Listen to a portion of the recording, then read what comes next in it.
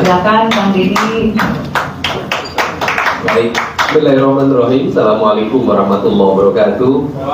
Salam yang saya hormati, ini di Indonesia itu ada raja, yaitu berasal dari Garut, namanya Raja Jajuli.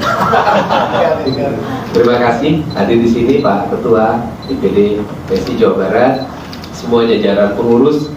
Saya mengucapkan terima kasih dan rasa hormat yang setinggi-tingginya buat seluruh jajaran DPP PSI yang memberikan kontribusi bagi rakyat Jawa Barat dengan mengusung pasangan Deddy Mulyadi dan Erwan Setiawan. Dan pasangan ini mengambil angle pasangan dermawan, Deddy Mulyadi, Erwan Setiawan. Dan tentunya saya paham betul apa yang menjadi orientasi dan visi PSI, yaitu membangun sebuah peradaban dalam hidup masyarakat yang menjunjung tinggi semangat kebinekaan dan dengan mengedepankan toleransi.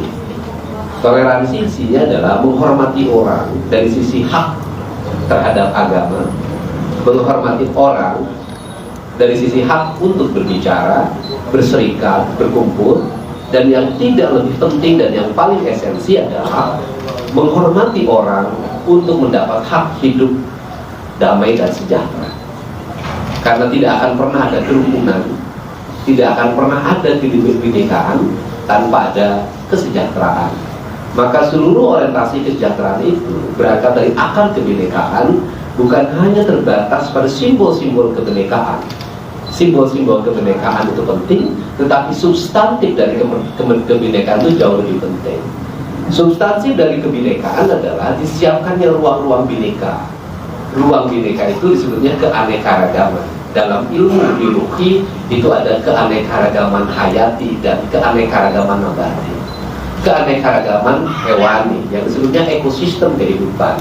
Maka orientasi visi saya ke depan adalah mengembalikan kembali agar ekosistem kehidupan itu bisa hidup.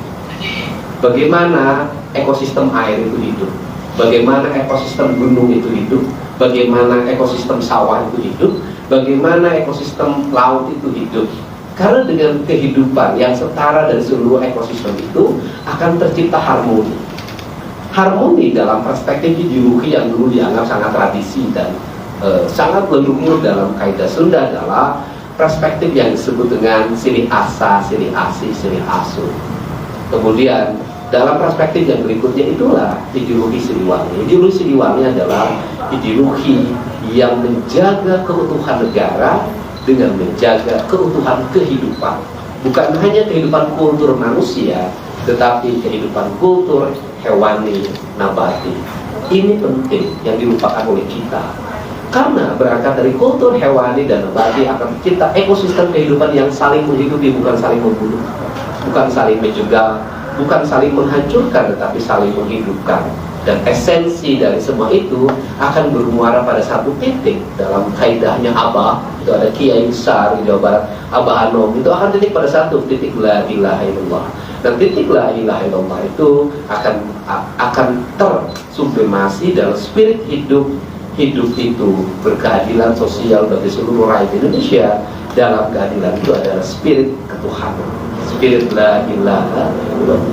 Inilah prinsip-prinsip dasar yang mungkin dilupakan dalam perspektif pembangunan di Jawa Barat hari ini, dan itu akan menjadi sentuhan. Maka saya akan memulai pembangunan di Jawa Barat dengan melakukan perubahan secara mendasar tentang tata ruang. Dengan 4 dimensi kebinekaan culture. Ada Sunda Kulon, yaitu wilayahnya Bogor, sebagian Sukabumi. Ada Sunda Priangan, kita udah tahu Priangan, ada Priangan Timur, kemudian ada Sunda Cirebonan, Majalengka, Indramayu, dan itu Pantura sampai Karawang Utara, dan Anda Sunda Betawi. Dalam karakter ini mungkin dalam 3 tahun ke depan nanti akan terlihat bagaimana karakter wilayah bangunan segala macam di semua wilayah. Ada Kulon begini cirinya, Priangan begini cirinya, kemudian Cirebon begini cirinya, kemudian nanti Betawi begini cirinya. Dengan saya tidak akan menjadi gubernurnya kota, saya akan menjadi gubernur Jawa Barat, dan nanti kantor gubernur tidak akan hanya di Gedung Sate, Saya tidak akan ngantor di gedung sate dalam setiap hari, tapi nanti ada kantor gubernur di wilayah Cirebon, sudah ada kantor ex-presiden zaman dulu. Ada kantor gubernur di wilayah Purwakarta, itu ada ex-presiden zaman dulu. Ada kantor gubernur di wilayah Bogor, itu ada ex-presiden zaman dulu. Dan ada kantor gubernur di wilayah Priangan Timur, yaitu ex-Garut. Dari situlah lahirlah pemimpin yang hadir di tengah-tengah masyarakat, tidak berada pada titik pusat pemerintahan, tetapi berada pada titik pusat kebutuhan publik. Publik butuh, di situ ada pemimpinnya. Karena tugas pemimpin hadir pada sebuah kebutuhan. Itu saja pengantar dari saya. Semoga surat dukungan yang akan disampaikan besok ke Komisi Pemilihan Umum pada jam 2 siang, karena karnaval budaya jam 4, itu akan menjadi pengantar bagi kembalinya marwah ruhnya Tatar Jawa Barat. Terima kasih. Allahumma fiqh ila aqwamit thoriq. Assalamualaikum warahmatullahi wabarakatuh. Terima kasih paparannya, kita beri tepuk tangan ya. Dan berikutnya, terima kasih atas sambutannya Bro Jen. Yang berikutnya langsung saja kita ikuti dengan penyerahan dokumen B1 KWK untuk pasangan calon gubernur dan juga calon wakilnya yang hari ini berhalangan hadir ya.